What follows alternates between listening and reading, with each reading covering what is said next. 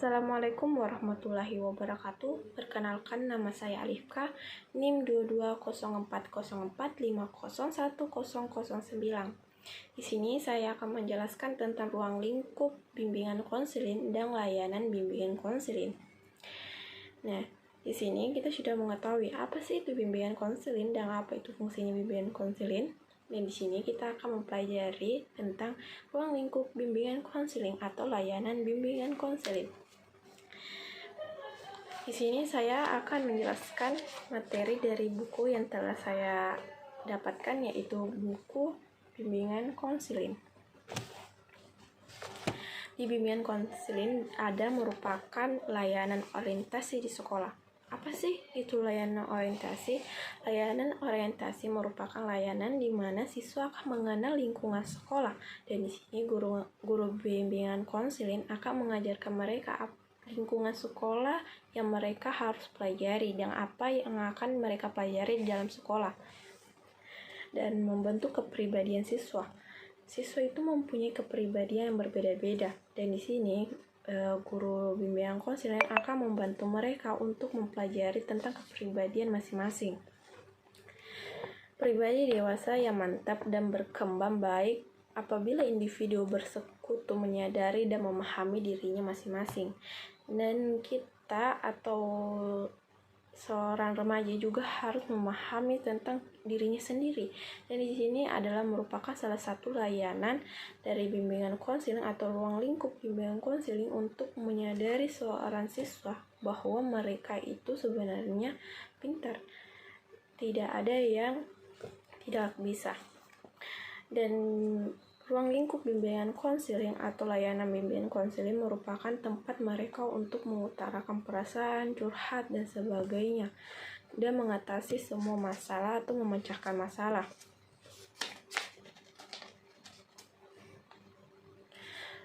Mengenal lingkungan. Individu atau siswa hidup di tengah-tengah lingkungan. Di sini, semua siswa itu akan berada di dalam satu lingkungan, di mana dalam lingkungan ini ada siswa yang pasti berbeda-beda, karena semua siswa itu berbeda-beda, mau itu perilaku, mau itu sifat, mau itu pintaran atau sebagainya. Dan mereka dituntut untuk mengenal dirinya sendiri.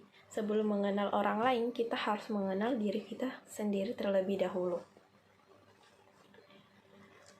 Mewujudkan sifat positif terhadap lingkungan, kita harus mengetahui sisi positif dan negatif di lingkungan kita, dan harus mengikuti hal-hal yang dimana yang gak benar dan baru bagi diri kita. Kita harus mengikuti hal yang benar tanpa mengubah sifat atau kepribadian kita.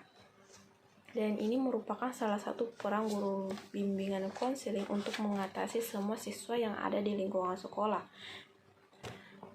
Ketiga, yaitu mengambil keputusan. Ini merupakan juga salah satu layanan dari bimbingan konseling, yaitu mengambil keputusan yang benar.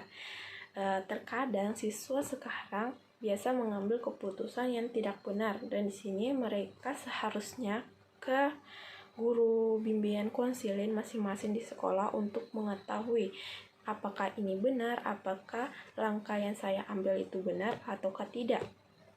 Dan ini merupakan salah satu layanan, dan banyak sekali siswa sekarang itu tidak mau datang ke ruang bimbing BK karena menganggap ruangan bimbing BK itu merupakan ruangan di mana anak-anak nakal. Padahal di dalam ruangan BK itu merupakan ruangan di mana kita akan mengutarakan masalah kita itu di mana, dan bagaimana cara mengambil keputusan yang benar, bagaimana cara mengambil keputusan yang tepat. Mengambil keputusan yang tepat merupakan hendak dilakukan oleh diri kita sendiri. Tapi sebelum mengambil keputusan, kita juga harus mendapatkan informasi yang benar. Jadi di bimbingan konseling kita juga akan mendapatkan informasi apakah informasi yang kita dapatkan ini benar ataukah tidak. Jadi disinilah kita akan mempelajari atau melihat layanan bimbingan konseling itu sangat luas, layanan untuk siswa maupun masyarakat di luar sana.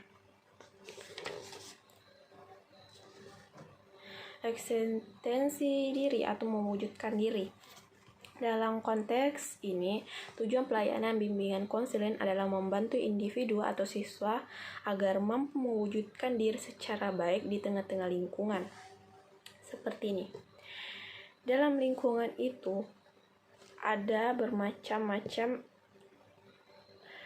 perilaku atau sosial yang dimana seorang siswa kadang ikut pergaulan yang tidak baik atau pergaulan bebas. Di sini mereka akan mempelajari agar mampu mewujudkan diri secara baik di tengah-tengah lingkungan. Setiap individu hendak mampu mewujudkan diri sendiri sesuai dengan bakat, minat, dan kemampuan dasar dan keterampilan kepribadian. Di sini juga kita akan diajarkan apakah minat seorang siswa ataukah bakat seorang siswa.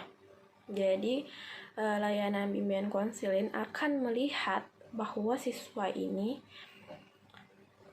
mempunyai bakat atau keterampilan di suatu bidang, dan di layanan bimbingan konseling akan mengembangkan bakat dan potensi seorang siswa untuk menjadi lebih baik lagi atau lebih baik dari sebelumnya. Karena semua siswa itu mempunyai keterampilan, bakat, dan minat masing-masing, dan tidak ada satupun siswa yang sama kepintarannya atau sama kesukaannya. Jadi semua siswa itu berbeda-beda. Jadi seorang guru BK atau layanan bimbingan konseling harus melihat mereka dengan kepribadian mereka masing-masing, hobi mereka masing-masing bagaimana.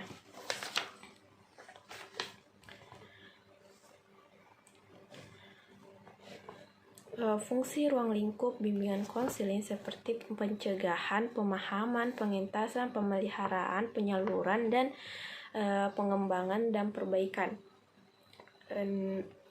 Dalam pencegahan itu ya mencegah pergaulan yang tidak baik, dan pemahaman mereka akan memahami diri mereka, kondisi diri mereka bagaimana. Pemeliharaan yaitu membentuk suatu pemikiran yang lebih baik lagi, dan pengembangan adalah mengembangkan minat potensi seorang siswa. Lingkup pelayanan bimbingan konseling di sekolah mencangkup 7 pola. Yang pertama, bimbingan dan konseling sebagai bentuk pemberian bantuan. Kedua, bimbingan dan konseling mencangkup bimbingan pribadi, sosial, belajar, karir, dan sebagainya. Bidang layanan bimbingan konseling mencangkup orientasi, informasi, penempatan, dan penyaluran, pembelajaran, dan sebagainya. Maaf, itu cuma 3. Pelayanan bimbingan konseling di sekolah dan madrasah menurut penulis juga bisa menerapkan plus 7+, di mana 7+ adalah pertama, keterpaduan yang mantap tentang pengertian, tujuan, dan fungsi, prinsip, dan asas serta landasan bimbingan dan konseling. Di layanan bimbingan konseling juga merupakan layanan yang saya sebutkan tadi, itu layanan informasi. Layanan membantu siswa dan sebagainya. Ruang lingkup bimbingan konseling itu bukan saja ada di sekolah, tapi maupun di lingkungan masyarakat, di lingkungan kita merupakan suatu layanan atau ruang lingkup yang harus kita lihat dan perhatikan.